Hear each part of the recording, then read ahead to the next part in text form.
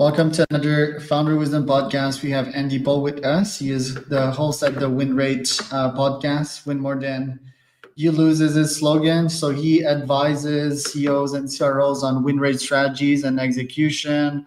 He does one-on-one and group coaching to improve your win rate. Whatever that means, we're going to explore the win rate, which I guess is close rate. It's the win rate. Yeah, the win rate, close rate. So andypaul.com, if you want to learn more about him.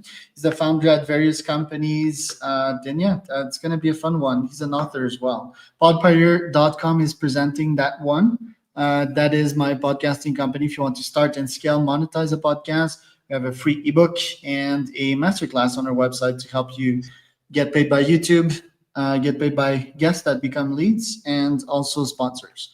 Andy, welcome to the podcast. Tell me a bit more about yourself and what you're up to nowadays. Hosting a podcast. So I've been doing podcasts since 2015. So probably about 1,300 episodes now across a couple podcasts. My first podcast was acquired back in year 2020, and produced that for a few years for the company that acquired it, and then started another one, the Win Rate podcast, about a year and a half ago.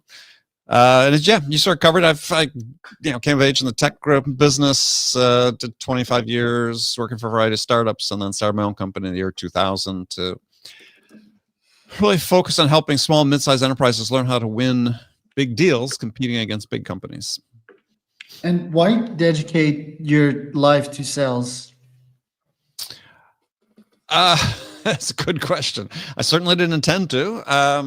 Not sure anybody does necessarily, but it feeds to sort of some of my strengths, which is I'm a very curious individual, and it was like getting my MBA, my first sales job, going out and talking to business owners and learning about their companies and how they grew them and things that they were trying to achieve and how I could help them. It was just fun more than anything else. I mean, it was hard work, but it was fun. And over the course of my career, I've had the opportunity to sell to customers on every continent except Antarctica, and met a lot of incredibly interesting people. And I think if you're not, sort of that basic curious type, it's not going to be a career for you. But if you enjoy meeting new people and helping them achieve things that are important to them, it's a good life.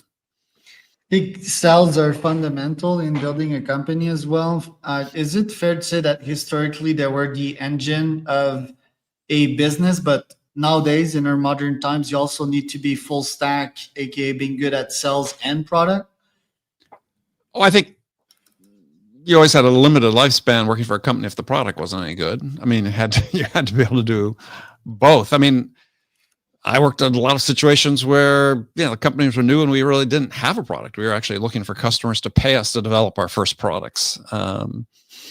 Sales is the engine. I mean, basic function of business is to get customers and keep customers. And you can't keep them if you're not providing value for the company in terms of what they're achieving with your product. So,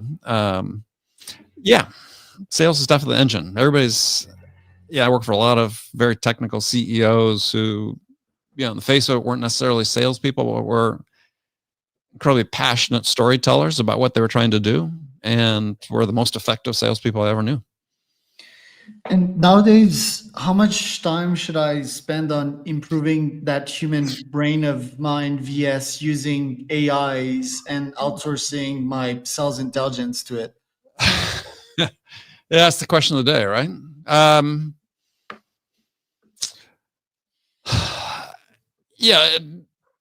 People will be successful using AI in sales if they use it in the right frame, right? And the frame being, unfortunately, most of the sales tools, or let's say AI-driven sales tools that have been introduced so far, are more about how do we continue to automate sort of basic functions that sellers do in order to sort of maybe do more of them and do more of them more quickly. And less about, how do I use the technology to actually help the buyers make a decision to buy my product? And there's a huge gap right there now. And there aren't many. I'm spending a lot of time looking at AI sales tools. I haven't really seen one yet that's saying, let's look at this from a different frame. Is how do we help make the sellers, put the sellers in a position where they can be a better help to the buyer?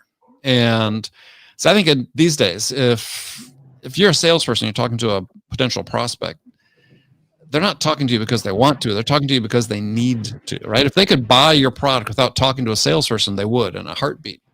So when you actually are a salesperson, you have that ability to actually, have a buyer that wants to talk to you. Well, they need something. They need help in some dimension.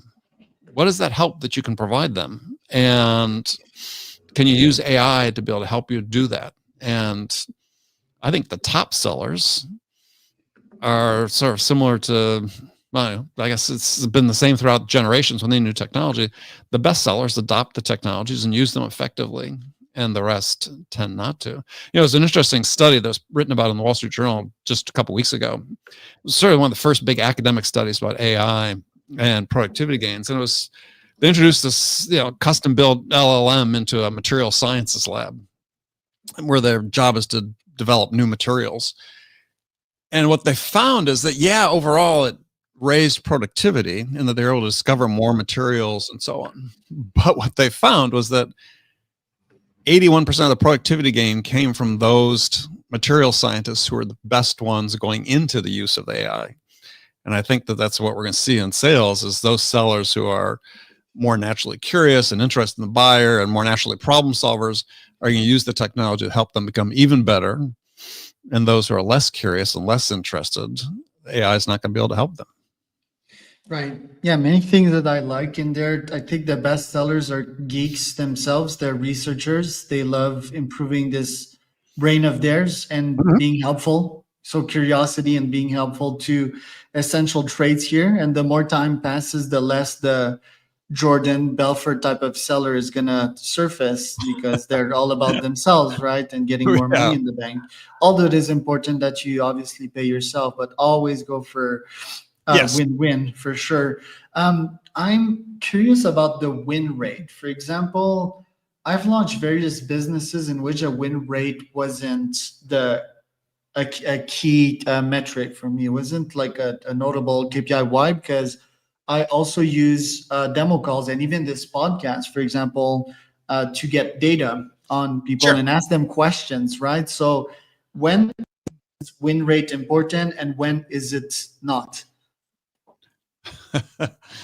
Well, I think it's always important, right? I mean, if you're what's your most precious resource? It's your time, right? And same for your buyers. And so as a salesperson, you have to make good choices about where you're going to spend your time, which means that if you're, let's say, we'll call a low win rate, a 20% win rate, let's say, which is fairly typical in software sales these days. That's sort of the average. If you're only able to win 1 out of 5 of the opportunities that actually go to a decision, then you're spending 80% of your time talking to buyers who are never intended to buy from you, which is you're making bad choices. So win rate, as much as anything, reflects the choices you make about who you're going to invest your time in order to win a deal. And so, I think win rate is important across the board. Is why would you invest your time in opportunities that just aren't going to result in business? Well, to win in the future, like get more data about someone. Obviously, it's very rewarding when someone buys from you, but I think it's a great market research tool to talk to also people that are not a good fit, right? People focus on like who's their ICP and they're obsessed by that, but I also love obsessing about who's not my ideal customer persona and I need to talk to them. And yet, like a sales discovery call, it's like data that you can plug in the CRM and help marketing and the full organization as well. But generally speaking, I think definitely salespeople should focus on that. Now, how do you get to that win rate? Is it ICP obsession? Is it targeting the right people on Apollo, getting the data from the right place? What's your favorite GTM system nowadays to reach that high win rate? Let's to reframe what it is in the buyer's mind that you're trying to accomplish with them. I mean, I don't focus a lot on in my work and on the writing on the prospecting part of it. I mean, I think you're finding this, at least my experience with software companies these days that are most successful, you find a lot of their top reps are doing self-sourcing of their leads, which I think they should to a large degree on the larger deals. But once you're talking with the buyer, the question is, what are you trying to accomplish? You're trying to, most salespeople think their job is to pitch, push, and persuade the buyer to buy. And again, the top sellers know their job is to help a buyer really understand the scope of the problems they have, understand the business opportunities that are going to result from solving that problem, and then helping them define what outcomes they can achieve by addressing the problem. And if you can help the buyer do those things, then you're going to be in a favorable position relative to getting their business, because they're going to compare you against the sellers just in there trying to persuade them to buy their product and not adding value to them. And as a seller, you want to be in the frame of mind as my job is to help them define the problem, define the opportunity, define the outcomes, and then you're in the preferred position going forward. Right. And your book, is that what it teaches? What was your strategy with the book? Is it the fancy business card? No, I mean, there's been 3 books. The most recent was Sell Without Selling Out. Sell Without Selling Out was really about what are the sort of the core human competencies you need to have as a seller in order to be able to be in a position to help buyers. And so I talk about there's 4 core human competencies: connection, curiosity, understanding, generosity. And if a person has those and brings those to their work as a seller, then they're going to be in a position to be able to help their buyers. But if you're not inherently interested in another person, you're not inherently curious, you're just a product pusher, feature creature, people call it. The books help drive consulting business, they help drive speaking business. Sort of symbiotic relationship with the podcast. I've done a lot of podcasts. So, first book was sort of a calling card, but then I was sort of surprised more people liked it than I anticipated when I published it. And that sort of led me down this path to writing more books and doing the podcast. Right. And how did you came up with that one? For example, I use BookWriteGPT nowadays to take all my LinkedIn content and package it into a book. Was it the common book publishing and advertising strategy, or did you do it different that time? You want the first book? The third one, the last one. Oh, the last one. No, last one was, I mean, certainly there's a lot of content from my LinkedIn posts that's in there, because I use LinkedIn to sort of like a comedian trying out new material. Here's what I think, what other people think. My second book was more specifically packaging LinkedIn content and as a book. This one is more specific topic about, these human competencies. There was no ChatGPT at that time when I wrote that. So that was all me. And the consulting services that you saw, I guess most of the business comes from the LinkedIn content and the book. Tell me about like what KPIs you accomplish when people hire you as a consultant. Yeah, these days, a lot of my work is coaching either senior management or senior sales leadership or high-end sellers. Generally focus on the key metrics. How do we improve win rates across an organization, or as an individual, how do you improve win rates for most of them, it's been how do they increase their income substantially? And hey, it works. That's really, for me, as sellers, top salespeople, you're going to see in software world, they're selling big deals. They're going to be win rates in the 60 to 75% range. And they've transformed their income from, a couple $100,000 to $1 million a year plus. Wow, these are striking statistics right there. So how do you do it? Is it a weekly meeting? Do you have access to their CRMs? Like, what's the full stack here? Yeah, all of the above. Weekly meetings. I mean, the cadence varies because salespeople customers go first. But we get a regular cadence, and we work through their deals. It's really about deal execution, right? What are the next steps? What are they doing to ensure that the next time they meet with the buyer, that they're helping the buyer make progress toward making a decision? And that's really the bottom line, right? Anytime you interact with the buyer, as a result of the interaction, they have to be closer to making the decision afterwards than they were beforehand. So that requires some thought and planning. What do they need from me right now in order to make progress? What form is that going to take? How is that actually going to help them? And what are they going to do in response to receiving this help from me? And if you can answer those questions before every interaction you have with a customer, it's going to go a long way to helping you become much more effective. So it's like servant leadership philosophy. You're almost converting them into customer success agents. Nah, not really. I mean, it's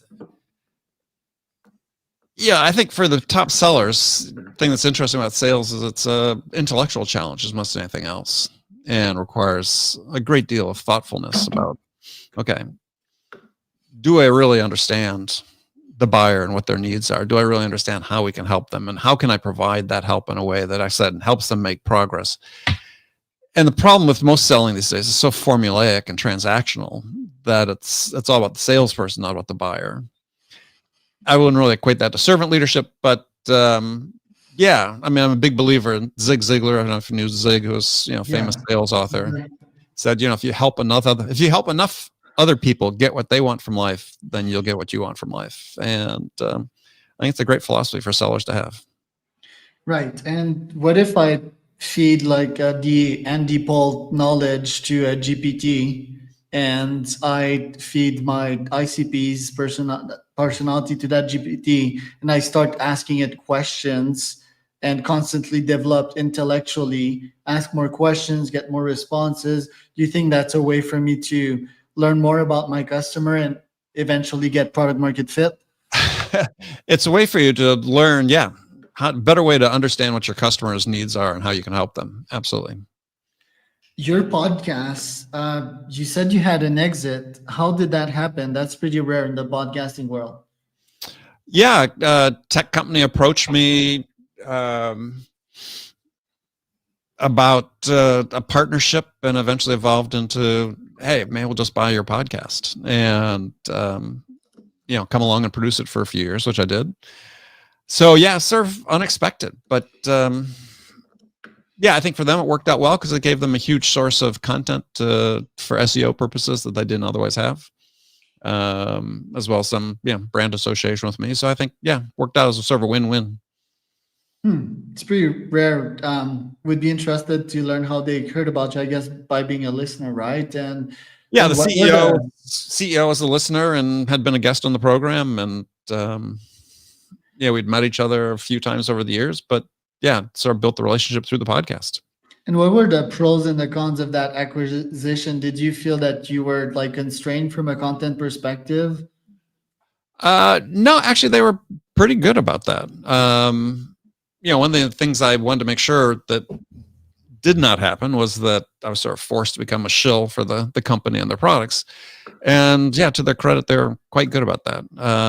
So I had a lot of latitude in terms of topics we could cover, but at the same time, we're being supportive of their mission and what they were trying to achieve. And we did some special editions of the podcast where we brought on prospects and so on. But I would say the thing that didn't happen quite enough was getting their sales team enrolled and getting prospects onto the show. Your LinkedIn, how did you get to 200K followers, and how do you build your content strategy there? It was really through the podcast. I started the podcast in 2015. I had virtually no followers, and actually my son worked with me on that. Many people may listening know him. He's got a very successful business helping thought leaders on LinkedIn. And it was just, for about 3 years there, we were doing a podcast episode every day. So we had just a ton of content to promote on LinkedIn, and I think maybe the early mover advantage in terms of the sales podcast world. We were one of the first ones, so got a lot of attention. It's harder to do it these days. Yeah, early mover is such an important advantage out there. Did you also leverage that for your 50K subscribers newsletter? Is that on LinkedIn or also on your real email newsletter? Predominantly on LinkedIn, but we do have an email list as well. But the largest percentage of our newsletter distribution is on LinkedIn. That's pretty incredible. 50K on a newsletter. Do you drive business out of the newsletter as well? We do. Yeah. So, And what are your top goals for this year? Is it just sort of cruising by at the current revenue you're getting? No, I'm working on finishing another book, and Yeah, is we're exploring some partnerships in terms of distribution of my content that I think could be interesting, and yeah, just trying to have fun. Yeah, I've been at it a long time, so I'm sort of picky about what I choose to spend my time on, and yeah, that's the new book is the sort of the exciting thing, and everything else will sort of evolve from that. What is it going to be about? It's about sales, obviously. What a surprise. What a surprise! But we're trying to do is help people reframe what they think selling is. And I sort of touched on it earlier. Is yeah, virtually 100% of salespeople today are either trained to believe that or socialized that, hey, my job to sell is I pitch, push, and persuade the buyer to buy my product. And I think the reframing that needs to happen, and it's even more urgent with so much of the AI tools that are available, is to say, look, that's not my job. My job is to understand what's really important to the buyer and help them get those, right? How can I help the buyer make a decision to make a change in their business? Because that's the buyer's job. And there's a great quote from Jeff Bezos from years and years ago. He said, "We don't make money when we sell things. We make money when we help buyers make purchase decisions." And that's really the job of a salesperson. How do I help you make a purchase decision? So book's really focused on that. Love it. Okay, this podcast of mine, I love to use it as a lead gen mechanism, and my win rate on the people that come on the show is 5 to 10%. I offer them podcasting as a service, right? What do you think about that? I think more people should have podcasts. Yes, I think it's a great way if you're looking to start content creation. For me, it was the engine, right? I was barely posting on LinkedIn prior to, and yeah, starting the podcast was invaluable in that regard. Yes. I love your last post of your last newsletter. I've been talking about fake scarcity and fake urgency not so long ago. Right. I definitely advise against it. So qualify an urgency, don't create urgency. That is well said. What are your thoughts on this? Yeah. So, I mean, the reason I'd written that particular newsletter article is that just all this talk on LinkedIn about, creating urgency and someone who's personally won, over 2/3 of $1 billion in orders over the years. I never created urgency. As I said in the newsletter, I qualified on urgency. Were they ready to make a change? Were they ready to commit to making a change? And if they weren't ready to commit to making a change, it's like, why am I spending my time? Right. And so I detail in the newsletter a little process I used. We're using a preliminary business plan, I call a ballpark business plan. That says, look, as early in the process as possible when you're dealing with a new prospect, is lay out what the business case is for them. Don't be afraid to talk about price and value and payback and so on the investment, even if you don't have everything completely nailed down in concrete. And then you say, look, assuming you get to the end of the process and we're still within the same ballpark, in terms of the payback and just business justification for making this change, are you prepared to commit now that you'll actually make a decision to change? I wasn't saying they're necessarily going to change with me, because I assume they're talking to other people, but are they prepared to make a change? If they said, we're not quite there yet, it's like, hey, okay, I understand. Yeah, you're not, serious prospect this time for me. We'll put you in the pile, nurture pile. We'll, keep talking to you. But I only wanted to spend my time at that point with those who are committed to making a change. Last quick question to finish. Futuristic train, if you want, AI buyers, AI sellers. Is that the future? If you think that people wouldn't go to you, wouldn't be helpful to them? Isn't the future AI buyers and AI sellers? Oh, to some degree, sure, absolutely. But somebody recently wrote in a book, when you're competing against everybody that's using AI is no longer the advantage. So what's going to be the differentiation? And so I can have my agents talk with your buying agents and so on. But if it's a complex sale with a fair amount of risks associated with it, I believe that the buyers are just going to say, look, we need some sort of human input here, right? Some sort of human validation. But the range of products that's required on is shrinking, right? I mean, right now there's a whole range of products that can be bought without needing salespeople involved. Complex B2B products to some degree. I think that will continue with AI, but there's always going to be sort of in the end of the spectrum where the products are more complex, where the decisions are more complex, where the risk profile is a little higher, where the product is more strategic for the buyer, that they're going to want some sort of human involvement. But on the lower end, check, there he is. Nope. Thanks, Andy. For today, where can people find out more about you? So they can find out more about me on LinkedIn. Check me out there. And my website, andypaul.com. That was Andy Paul and Charles Cormier for another CEO Wisdom podcast. So you can find us